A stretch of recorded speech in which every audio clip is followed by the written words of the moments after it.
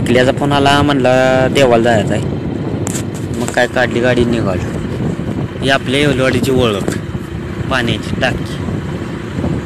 आता म्हणलं तेल टाकावं म्हणून पंपात गाठली गाडी, तेल टाकले. तेल टाकून झाल्यावर शेण्याला जाताना एक कॉलेज आहे.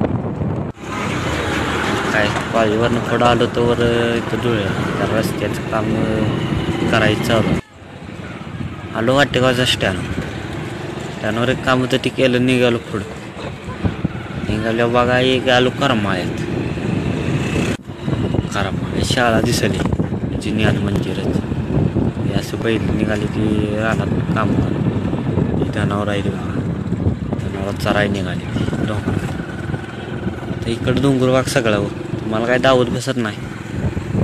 मग काय निगडीत आलो तर ज्ञान मंदिरापासून पुढं आलो. इथं मावशी उभा राहिलेला.